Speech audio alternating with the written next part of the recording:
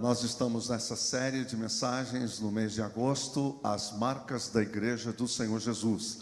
Na semana passada nós começamos falando sobre comunhão e unidade, a importância de vivermos em unidade. Não existe Igreja de Jesus sem comunhão e sem unidade. A Igreja de Jesus é una desde sempre, por causa da sua base, por causa da sua natureza. A natureza da Igreja é Deus Pai, Deus Filho, Deus Espírito Santo, e eles são um. Os três são uma pessoa. E então, nós temos essa grande missão de mantermos a unidade. Nós não criamos a unidade, porque isso não é possível que eu e você possamos criar a unidade. Às vezes você ouve alguém falar, olha, vamos fazer uma reunião para criar unidade. Isso não existe, porque é obra de Deus. Porque é algo que vem da parte de Deus. Só Deus pode criar unidade. É só Ele que pode fazer pessoas tão diferentes quanto eu e você estarmos juntos na mesma mesa, estarmos juntos na mesma comunidade, estarmos juntos na mesma missão. Hoje nós vamos falar sobre amor, que é uma das marcas fundamentais da Igreja de Jesus. Assim como você não consegue conceber a possibilidade de uma igreja sem unidade, sem comunhão, sim, porque onde há desunião não há igreja, assim também nós não conseguimos conceber a possibilidade de termos uma comunidade, uma igreja sem amor. O amor é fundamental. O amor, ele é o que dá sentido, é o que dá vida, é o que dá razão a tudo isso que nós vivemos. E é sobre isso que nós vamos falar hoje. Dentro de tantos textos que nós poderemos escolher para falar sobre o amor, eu escolhi um texto onde Jesus está conversando com seus discípulos e ele está preparando os seus discípulos para um novo momento, uma nova etapa, uma nova era que haveria de ser inaugurada exatamente horas depois dessa sua declaração. Eu estou me referindo aqui à última noite de Jesus com seus discípulos, que foi naquela quinta-feira. Aquela quinta-feira, quando eles saem do cenáculo, eles estão indo em direção ao Vale do Cedron, para que então o grupo maior de discípulos ficasse ao pé da montanha e os demais subissem com Jesus. Os demais é Pedro, Tiago e João. Então eu estou me referindo a essa narrativa, eu estou me referindo a esta fala, a essa mensagem que Jesus deixou para os seus discípulos. Então eu convido você para abrir a sua Bíblia no livro do Apóstolo do Amor. Ele é conhecido como o Apóstolo do Amor. Eu estou me referindo a João. Então, por favor, abra a sua Bíblia no Evangelho de João, capítulo 15. Nós vamos ler dos versículos 8 a 12. Essa peça que ela é maravilhosa, mas, no entanto, para o que nós queremos e para o que nós queremos focar hoje, nós vamos dirigir o nosso olhar para os versículos de 8 a 12, e eu peço que você acompanhe a leitura desse texto. O meu Pai é glorificado pelo fato de vocês darem muito fruto, e assim serão meus discípulos. Como o Pai me amou, assim eu os amei. Permaneçam no meu amor. Se vocês obedecerem aos meus mandamentos, permanecerão no meu amor, assim como tenho obedecido aos mandamentos do meu Pai e permaneço no amor dele. Tenho dito essas palavras para que a minha alegria esteja em vocês e a alegria de vocês seja completa. O meu mandamento é este. Vamos juntos? Eu vou ler. O meu mandamento é este. 2 pontos. E aí nós vamos declarar juntos. Vamos lá? O meu mandamento é este: amem uns aos outros como eu vos amei. Vamos repetir? Isso foi só um ensaio. Vamos lá. O meu mandamento é este: amem uns aos outros como eu vos amei. Senhor Jesus, muito obrigado pela tua palavra. Senhor Jesus, muito obrigado por ter sido tão claro, por ter sido tão simples e tão profundo, e deixar para nós a mensagem que nos guia, para que o dia que o Senhor nos chamar dessa terra, nós estejamos preparados para estar contigo na glória. Obrigado, Senhor, porque o Senhor sempre ensinou o que viveu e viveu o que ensinou. E agora eu quero te pedir que o Senhor venha também nos ensinar a como amar segundo o Senhor, a como amar segundo o Evangelho. É desse amor que nós precisamos, é desse amor que a tua igreja precisa, é desse amor que eu preciso. Venha ministrar os nossos corações, abre os nossos olhos, fala conosco nessa manhã, é o que nós te pedimos e te agradecemos, em nome de Jesus, amém e amém. Nós estamos aqui fixando o nosso olhar neste capítulo 15 do Evangelho de João. Exatamente aqui o Senhor Jesus está ensinando os seus discípulos e preparando os seus discípulos para o que haveria de acontecer dali para frente. Na verdade, essa noite é um divisor de águas. O que acontece nessa noite iria mudar para sempre a história do mundo, a história da humanidade. Toda a história da humanidade foi mudada a partir daquele momento. É quando Jesus está explicando para os seus discípulos como será a nova relação deles pós-sofrimento. Obviamente que os discípulos estão olhando para o futuro, e nós, eu e você, estamos olhando para o passado. Para nós é muito mais fácil entendermos agora do que Jesus estava exatamente falando. Para os discípulos, talvez isso não tenha ficado tão claro. O Senhor Jesus está explicando para eles que, a partir daquele momento, a relação deles com Jesus seria espiritual, no sentido de que eles não teriam mais a presença física de Jesus com eles, e que eles deveriam estar preparados para esse novo momento, para essa nova relação. E é interessante que, sem combinar, o Rafael leu para nós aquele texto do caminho de Emaús. E ali é um exemplo muito claro do que é essa nova relação. Então, de repente, como se fosse um transeunte, um estranho, ele se aproxima dos discípulos e eles estão caminhando. E isso se revela de uma maneira muito interessante por causa das perguntas que Jesus faz para os seus discípulos. E aí ele começa a conversar e eles dizem: olha, nós estamos tristes, abatidos, aconteceram coisas difíceis nesses dias. E aquele transeunte pergunta como que não sabe de nada, dizendo: o que aconteceu? E aí, lembram-se, um dos discípulos diz: mas é só você em Jerusalém que não sabe o que aconteceu?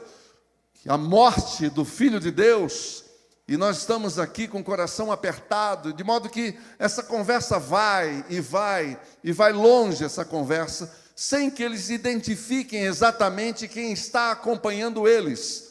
Ali já era o corpo transformado de Jesus, o corpo glorificado de Jesus, por isso que ele entra e sai da cena de forma sobrenatural. É exatamente isso, que lá, quando eles chegam no lugar onde deveriam estar, quando quebra-se o pão, parte-se o pão, as mãos com as marcas dos cravos ou dos pregos, então revela-se a eles com quem que eles estavam falando.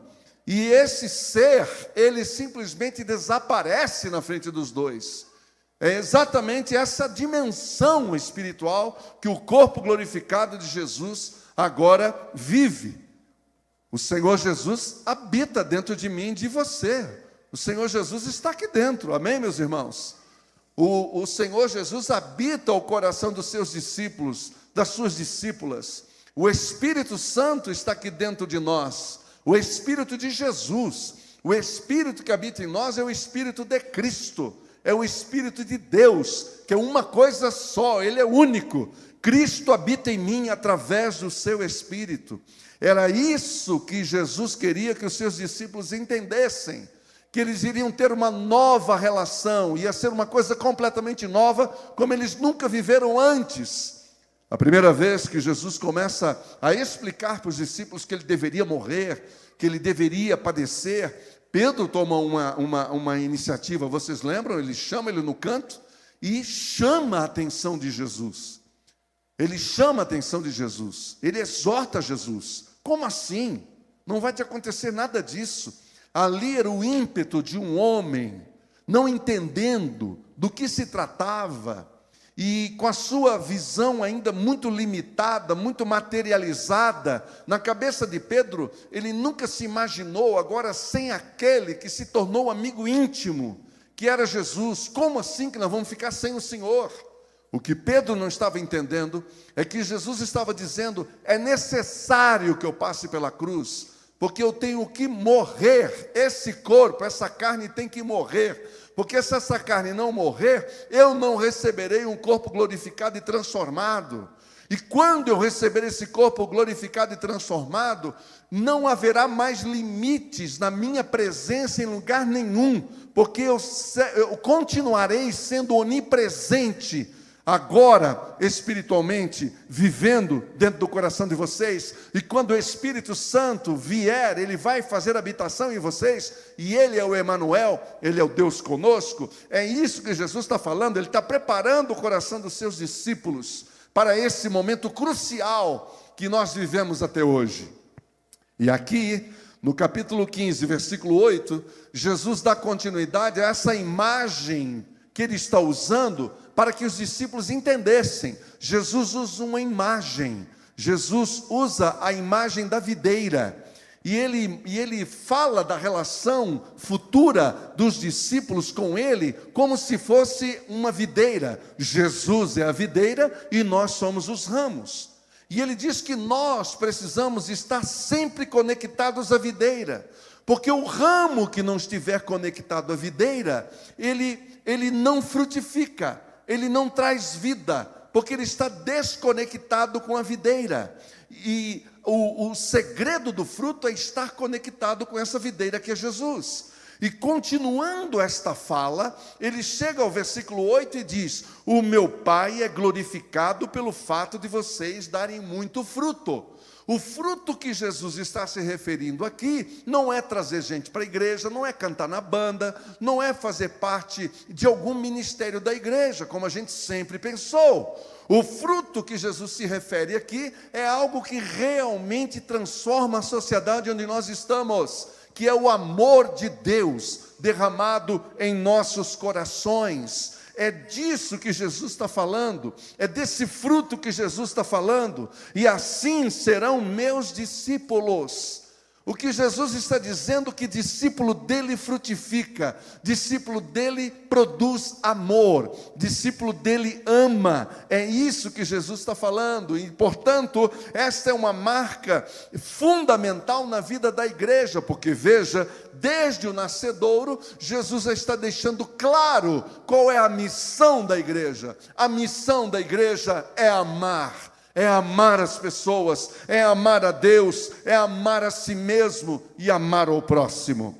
Agora, ele continua, e dizendo da natureza desse amor e da qualidade desse amor. Ele não está falando desse amor fofo que a gente conhece na sociedade hoje, que ora eu tenho e ora eu não tenho. Esse amor que habita em mim só quando eu estou muito bem. Quando não estou bem, eu não amo. Ou quando alguém faz alguma coisa para mim, eu deixo de amar. Não é desse amor que Jesus está falando. Como o Pai me amou. Como o Pai amou o Filho? Como foi esse amor? Quando Jesus foi batizado nas águas do Jordão, na região de Betânia, e quando João Batista o batizou, o céu se abriu. E desceu uma pomba do céu, o Espírito Santo, em forma corpórea de pomba, e pousou sobre ele. E do céu se ouviu uma voz. E qual era essa voz? Este é o meu filho amado, a ele ouvi. É o filho amado. Sabe qual que é o desdobramento e a consequência disso? Que a nossa identidade é exatamente a mesma de Cristo. Jesus, o Cristo, o Messias, o enviado, ele é o Filho gerado por Deus, mas nós somos filhos adotados por Deus. Mas isso, entre a adoção e a filiação genuína, não há diferença quando nós estamos falando de amor. O mesmo amor que foi derramado sobre o Filho é o mesmo amor derramado sobre nós, sobre mim, sobre você. Amém, meus irmãos? Essa é a qualidade desse amor, essa é a profundidade desse amor. assim como o Pai me amou, assim eu os amei. Aí Jesus está dizendo o seguinte, que assim como ele foi amado pelo Pai, ele ama os seus discípulos do mesmo jeito que ele foi amado e é amado pelo Pai. Esse é o nível, essa é a qualidade desse amor com que Jesus nos ama. Isso é maravilhoso e é tremendo sobre esse amor. E aí ele continua dizendo, permaneçam no meu amor, permaneçam ligados ao meu amor. Há uma tarefa que é nossa, há uma responsabilidade que é nossa. O impossível Deus faz, Ele nos ama. Nós jamais conheceríamos esse amor de Deus se nós não recebêssemos de Deus esse amor. Recebemos esse amor do Pai através do seu Filho. Nós jamais conheceríamos esse amor se não fosse o grande amor de Deus o Pai, o grande amor do Deus o Filho, derramado sobre nós, sobre a vida de cada um de nós. Agora, o permanecer nesse amor, então, é responsabilidade nossa. Nós temos a responsabilidade de nutrir esse amor. Nós temos a responsabilidade de experimentar esse amor e compartilhar esse amor. Esse amor do qual nós estamos falando é o amor que tem duas características que o distingue dos demais. O amor que Deus nos ama, o amor que veio do Pai e o amor que veio do Filho, ele é incondicional e ele é sacrificial. Este conceito precisou encontrar uma nova palavra, que não é amor filéu, que não é amor eros, mas é o amor ágape. Esse amor ágape, ele é sacrificial e ele é incondicional, diferente de tudo que já se ouviu. Assim como também foi uma surpresa para esse momento na história. Eles não conheciam, estou falando agora e me referindo à sociedade contemporânea da igreja primitiva. Eles não conheciam esse amor incondicional, sacrificial. Não, nós nunca vimos isso antes. É por isso que Jesus, quando ele está pregando o seu sermão da montanha, ele disse, ouvistes o que foi dito, amai, não é? Amai aqueles que vos amam e odiai aqueles que dão as costas para você. Ele está fazendo uma citação do Antigo Testamento.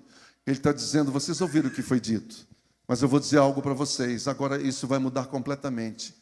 A partir de agora vocês vão amar os vossos inimigos e vocês vão orar por aqueles que vos perseguem. Isso é novo, isso é diferente de tudo que nós já ouvimos. É completamente diferente, é perturbador. É um negócio que mexe conosco, mexe com o nosso orgulho, mexe com a nossa arrogância, mexe com os nossos conceitos, mexe com a nossa religiosidade. O Evangelho de Jesus nos manda amar inimigo. Imagina isso. E nos ensina a orar por aqueles que nos perseguem. Imagina isso. Esses dois conceitos sobre o amor incondicional e sacrificial querem dizer exatamente o seguinte. Vamos começar pelo incondicional. Não há condição para nós sermos amados por Deus. E eu quero dizer algo para você. Eu sei que vocês já sabem disso, mas não custa repetir. Você não pode fazer nada, absolutamente nada, para mudar a quantidade de amor que Deus tem por você, se eu posso falar isso em termos quantitativos, se eu posso quantificar isso. Você não pode, não há nada que eu e você possamos fazer para Deus chegar para mim, para você, dizendo assim, eu vou amar mais o meu filho a partir de agora. Eu vou amar mais a minha filha a partir de agora. Olha só quanto dinheiro ele está dando na igreja, eu vou amá-lo mais. Olha só quanto envolvimento ele tem na igreja, eu vou amá-lo mais. Não há o que nós possamos fazer para aumentar o amor de Deus. Sabe o que significa isso? Que o amor de Deus é constante. Ele é constante, ele é perene, ele é eterno na sua qualidade, na sua essência. Ele não muda nunca, nunca. Deus nunca vai deixar de nos amar. Deus nunca vai deixar de amar você. Deus nunca vai deixar de amar você. Não importa o inferno que você se meteu, Ele nunca vai deixar de amar você. Amém, meus irmãos? Isso é maravilhoso, saber disso. Eu abandono pessoas, você pode ter abandonado pessoas dizendo que está desviado. Deus não conhece essa palavra. Se o filho disser, eu quero voltar, Deus está dizendo, volte, seu lugar está exatamente onde sempre esteve. E o meu amor por você nunca vai mudar. E quem me faz crer nisso de todo o meu coração e com toda a minha força é a parábola do filho que voltou para casa. Quando o filho começou a abrir o coração para o pai, querendo confessar os seus pecados, o pai, não é que ele não ouviu o filho, mas ele não foi ali para isso. O pai não sai da casa e vai ao encontro do filho para cobrá-lo de qualquer coisa que seja. Não existiu essa conversa. Não existiu essa conversa. Religioso faria isso. A religião faz isso. Ah, eu sei. Aliás, temos uma boa conversa. Daqui a pouco nós temos uma reunião aí e você vai me prestar conta de cada centavo que você gastou, porque foi muito dinheiro. Isso não existiu. Ele simplesmente disse, tragam sandálias e coloquem nos pés dele, coloquem roupas novas, traga o anel da família e coloca nos dedos dele. Esse meu filho estava perdido, foi encontrado, estava morto e reviveu. Esse é o amor de Deus por nós. Esse é o quanto que Deus ama você, o quanto que Deus ama a mim. Esse é um amor incondicional. Então não há nada que você possa fazer para aumentar o amor de Deus por você. E não há nada que você possa fazer para diminuir o amor de Deus por você. Não há nada que você possa fazer para diminuir o amor de Deus por você. Não tem como. Deus não entra nessas crises, dizendo, me decepcionei com a minha filha, com o meu filho, estava firme, cantava na igreja, servia, pregava, agora olha lá, me abandonou, voltou para o mundo, foi não sei para onde. Deus não entra nessas crises. Ele é insensível? Não, Ele é Deus. Ele é Deus, Ele não se move com isso. Ele já fez o movimento dele. Ele já fez o seu primeiro movimento, declarou, entregou o seu filho a esse mundo. A missão de Deus já está completa, já está pronta. Agora é responsabilidade minha. Agora é comigo. Amém, meus irmãos? Agora é comigo. Como o Pai me amou, assim eu os amei. Permaneçam no meu amor. Aí você diz assim, o religioso fofo, ai, a irmãzinha não deu bom dia para mim, não deu paz do Senhor, ou paz do Senhor, né, como a turma fala. E aí, se decepciona com Deus, com a igreja. Ô, gente, eu vou falar uma coisa para vocês. São quase 40 anos de ministério, eu estou cansado de tanta coisa, gente. Eu fico cansado.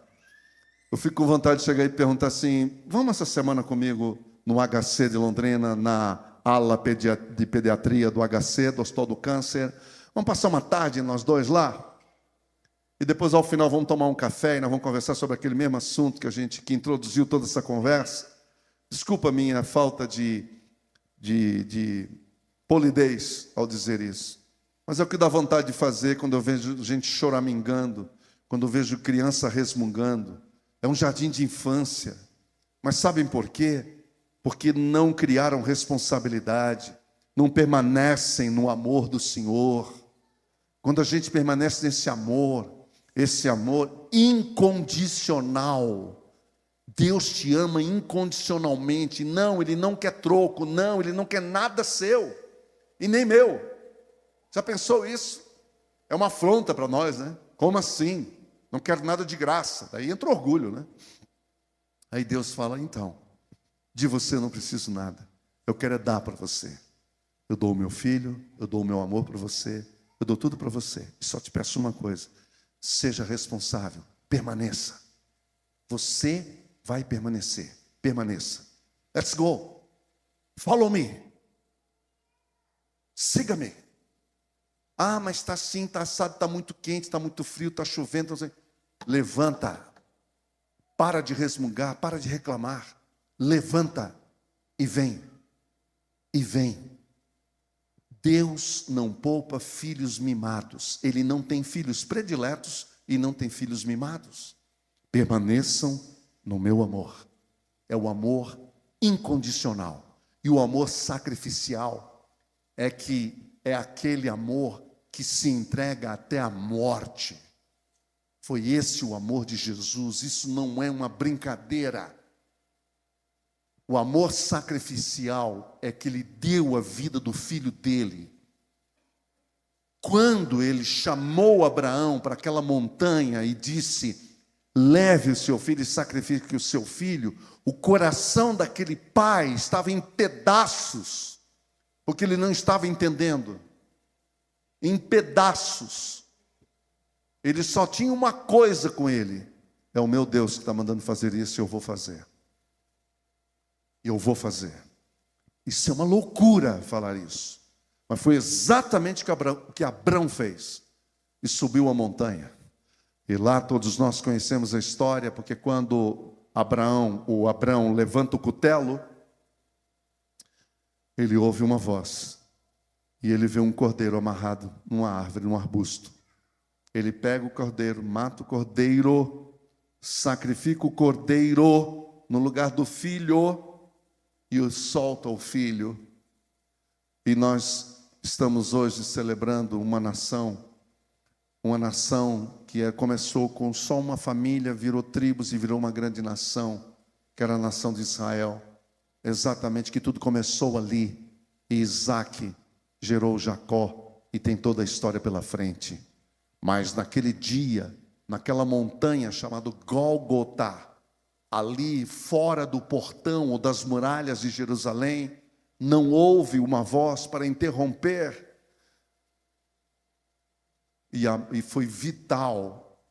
E o Senhor Jesus bebeu cada gota daquele cálice que ele havia pedido. Lembra-se, na noite anterior, dizendo: se possível, passa de mim este cálice, mas que não seja feita a minha vontade, e sim a tua. Este cálice que Jesus está dizendo aqui é exatamente aquele momento onde ele bradou, lá do alto da cruz, do Calvário: Eloi, Eloi, lama sabachthani. Deus meu, por que me desamparaste? Aquele era o momento, aquele era o cálice que Jesus estava bebendo. E ele pediu ao Pai, não uma vez, 3 vezes, para que Deus o tirasse daquilo.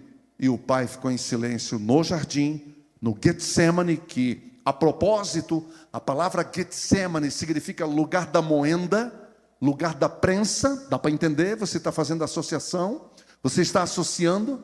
Foi ali que Jesus foi prensado, foi ali que Jesus foi quebrado, no Monte das Oliveiras, no Getsemane. E quando ele foi para o Calvário, ele já estava morto, completamente entregue, absolutamente entregue nas mãos de Deus. O seu sofrimento maior foi no Getsemane. E ali o sacrifício concluiu-se. Isso é amor sacrificial. Vocês se lembram da semana passada, para quem estava aqui, quando nós falamos sobre unidade, sobre família, e Paulo faz aquela pergunta: será que vocês não podem sofrer o prejuízo?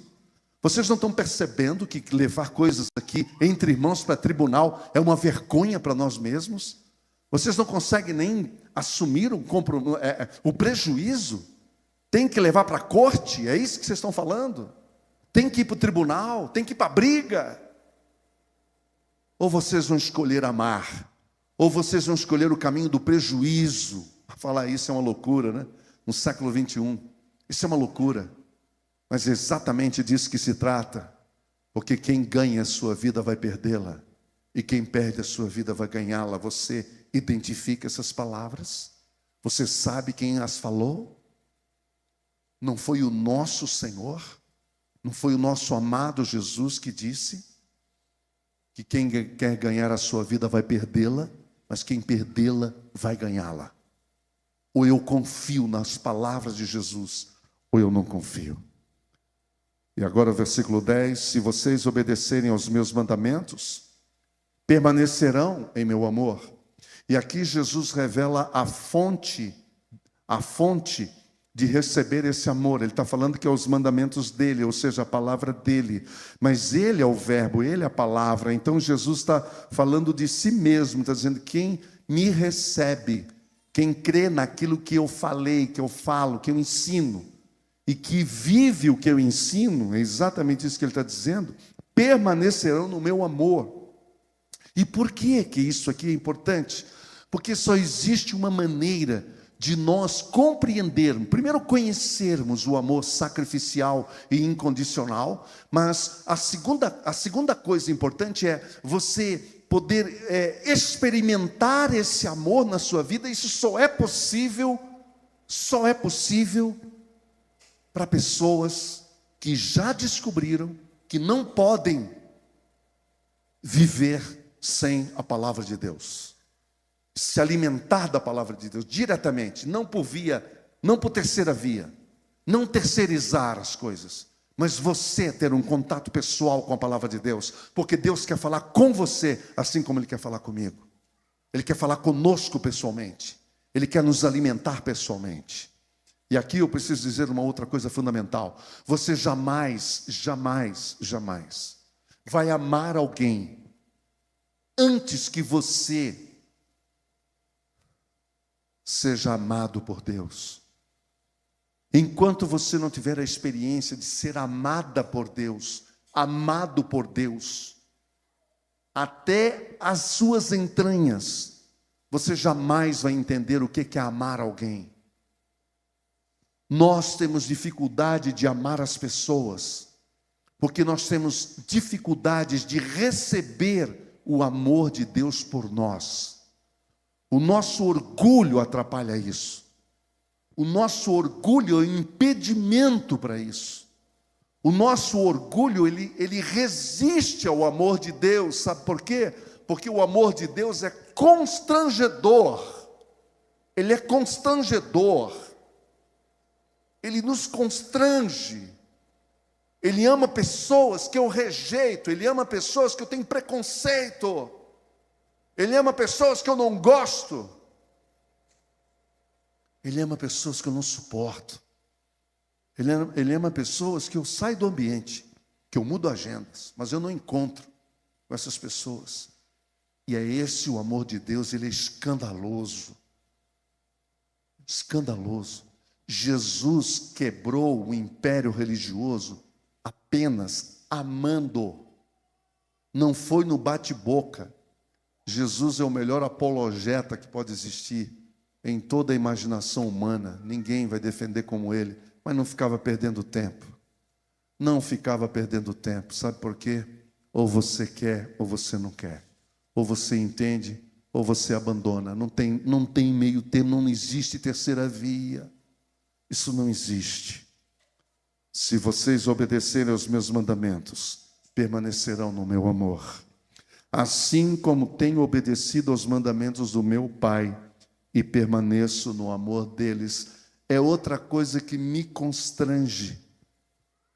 É perceber o quanto que Jesus, ele se submeteu completamente ao Pai. Completamente ao Pai. E agora não são minhas palavras, mas são palavras dele. João conseguiu registrar isso. Olha o que ele disse aqui. Assim como eu tenho obedecido aos mandamentos do meu Pai e eu permaneço no amor dele, Jesus não pede nada para mim e nem para você. Completem a frase. Que ele já não tenha feito. É isso. Ele não está dizendo vai e ele fica aqui esperando você. Não. Ele vai. Ele foi e disse: agora venham e sigam-me. É isso que ele está fazendo. Eu vou na frente, abrindo a picada. Não sei se alguém aqui já entrou em mata alguma vez, e especialmente matas praticamente sem picada. Eu muito raramente, mas eu me lembro de alguns. Tem que ter uma pessoa muito corajosa lá na frente. Eu não sou esse cara. Ele tem que ir com facão, o cara não tem que ter medo de nada, não tem que ter medo de nada. Eu já tenho medo de tudo. Uma aranha, uma serpente, não sei o quê. Não sirvo para isso. Para abrir picada, não. Eu sou medroso demais. Jesus não abriu uma picada, ele abriu um caminho. E o Isaías, o profeta, o mais messiânico de todos, o que mais viu Jesus, o que mais compreendeu Jesus, o que mais recebeu revelação do Messias, disse que esse caminho que ele iria abrir, nem os loucos errarão. Já leram isso? Nem os loucos errarão. Isso é maravilhoso. Nem os loucos. Às vezes as pessoas me perguntam, Antônio, como é que fica? Essas pessoas assim, assado, eu fico quieto. Eu fico quieto só pensando, nem os loucos errarão. Nem os loucos errarão. Não se preocupe com eles, meu filho, se preocupe com você. Não se preocupe com eles, se preocupe com você. Permaneça você. Deus cuida dos seus. Deus sabe quem são os dele. Deus sabe. Ele tem um controle de toda a situação nas mãos. De toda a situação nas mãos. Versículo 11.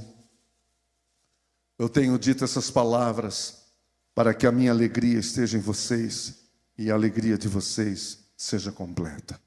Vamos substituir a palavra alegria por contentamento.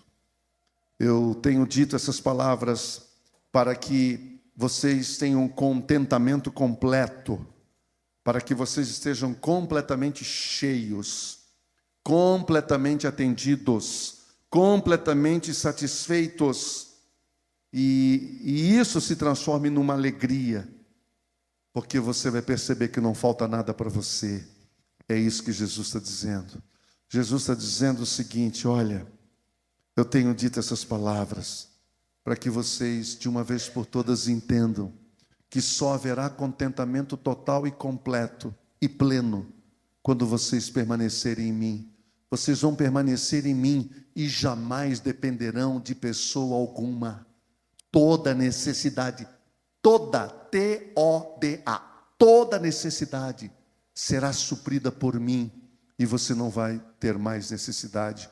A alegria vai tomar conta do seu coração, porque você vai estar satisfeito. A pessoa que tem contentamento, ela está satisfeita. E a pessoa satisfeita, ela vive em paz. Parou a procura, parou a competição, parou as comparações. Ela está completa, ela não precisa de mais nada, ela está satisfeita em Cristo Jesus. Quando nós somos cheios desse amor, batizados nesse amor, é exatamente isso que acontece. Nós paramos de nos preocupar com picuinhas, desculpe a expressão, por coisas pequenas, e nós começamos a nos preocupar, no melhor sentido da palavra, nós começamos a nos mover em direção às pessoas, mostrando compaixão, atenção e amor, que é uma das coisas que mais estão carentes hoje na sociedade que nós vivemos. Uma das críticas mais doídas que tem vindo sobre a igreja, e nós não podemos falar nada, é a falta de amor entre nós. E isso é uma incoerência. Como que falta amor na igreja, na comunidade do amor? Onde quem é o cabeça é a fonte do amor. Onde quem enviou o seu Espírito, enviou o Espírito do amor. O fruto é o amor. Como pode isso? Esse é o nosso desafio. Amar, amar e amar. Quando as pessoas falam, nós temos que estar plenos do Espírito Santo, e é verdade. E isso é verdade e é bíblico. Porém, da perspectiva bíblica, estar cheia do Espírito Santo é estar cheia do amor. Do amor. É ser batizado no amor. É ser batizado no amor de Deus. Tem irmãos que às vezes, dependendo da sua origem denominacional, perguntam, né? Vocês já foram perguntados alguma vez? O irmão já foi batizado no Espírito Santo? Né? A irmã já foi batizada no Espírito Santo? Bom, eu não sei o que você vai responder. Mas o que Jesus deixa claro aqui é que aquele e aquela que permanece em Jesus todos os dias foi batizado no amor de Jesus. E é disso que nós precisamos, do fruto. Porque o fruto do Espírito é que muda caráter, não é carisma. Esse mundo não precisa de carisma, ele já está cheio de carisma. O mundo político é um mundo carismático. Eu vejo gente dizendo, eu vou votar nele porque ele é carismático.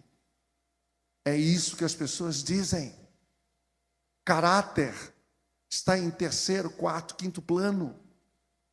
Na igreja, às vezes, nós nos surpreendemos com gente de carisma, mas Deus não se surpreende com gente carismática. Ele quer mesmo gente forjada no amor dele, gente de caráter. Ele encerra dizendo o seguinte: o meu mandamento é este: amem uns aos outros como eu vos amei. A minha oração, como pastor dessa igreja, é pedir a ajuda do Senhor para que Ele derrame do seu amor sobre nós, sobre todos nós. O amor dEle, que derruba barreiras. O amor dEle que faz a gente se colocar no lugar do outro. Isso é amor. O amor dEle que faz a gente olhar para o outro com graça e com misericórdia, e não com pena. Pena não. A sentir pena do fulano. Isso é anti-amor. Isso é anti-evangelho. Aqui tem que ser a comunidade do amor. Quantas pessoas que chegam ali e dizem para mim: Zé Antônio, eu estou cheio de igreja, hein? Só vim aqui para conhecer, já estou indo. Hi, bye, como diz a turma. Hi, bye, já vai embora. Porque não quer saber, não quer se aproximar. Vocês podem me explicar o que está acontecendo com a igreja de Jesus?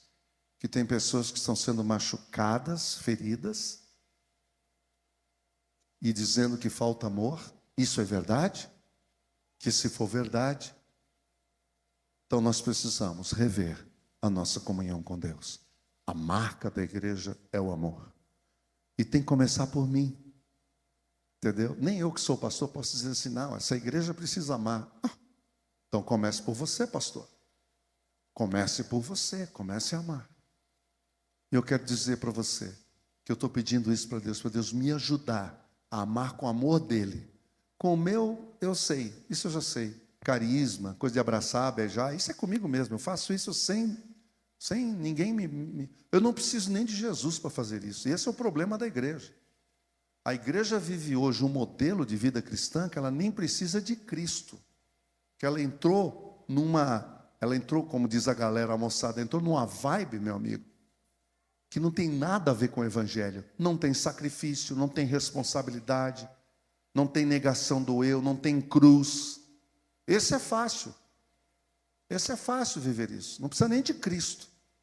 Agora, quando eu falo em Cristo, eu estou falando de cruz, de caminho estreito, de morte, de sacrifício, de responsabilidade, de negação do meu eu, negação do si mesmo. Sabe o que é isso? Negação do si mesmo. Negue-se a si mesmo. E seguir a Jesus todos os dias. E comendo a palavra, sendo impactado pela palavra.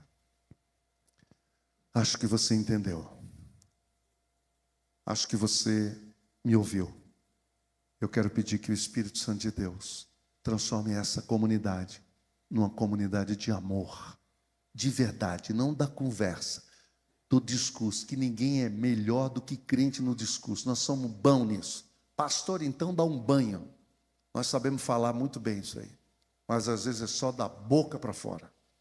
E isso que as pessoas estão cansadas e esgotadas. E Deus já não suporta mais isso. Jesus já não suporta mais isso. Aí a gente sabe o que ele disse para a igreja de Laodiceia. Que ele disse: eu não aguento mais essa turma. Não aguento mais essa gente. Não suporto o culto dessa turma. Não suporto o que eles fazem, que dizem que fazem para mim, mas não tem nada meu nesse negócio. Isso não me representa. Porque falta o essencial, falta amor. Amor incondicional, amor sacrificial. Vamos pedir isso para nós, para a nossa casa, para o nosso casamento, para a nossa relação com os nossos filhos. Eu sou pai de 3 filhos, e agora o Pedro e a Larissa também já entraram como filhos. O meu sonho sempre foi ter 5. Eu nunca pensei que fosse desse jeito, mas é. Então eu tenho 5 filhos. Eu preciso viver esse amor, senão eles que estão mais próximos de mim vão perceber que é só conversa. É só conversa para fora. É aí que o ego tem que ser morto, tem que ir para a cruz. Porque sem cruz não há vida nova, não há transformação. Vocês entenderam? Vamos pedir isso para nós. Vamos orar e pedir isso para nós. Para ter a nossa casa transformada, a nossa família transformada. Muito obrigado, Senhor, pela Tua palavra. Ela chegou até nós. Obrigado por homens e mulheres que deram suas vidas para que essa palavra chegasse até nós, e ela chegou. Ela chegou, Senhor. Muito obrigado. Hoje nós temos o Evangelho. Hoje nós temos a Tua palavra em nossas mãos, de maneira fácil. Ah, Senhor, o que nós precisamos agora é da Tua misericórdia, para que a nossa indisciplina seja substituída por uma fome, por uma sede da Tua palavra. A nossa falta de busca, falta de interesse, Pai, tudo aquilo que não vem de Ti, que o Senhor possa realmente transformar a nossa vida nisso.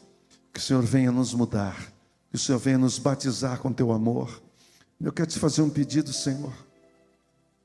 Batiza a Betânia com o Teu amor.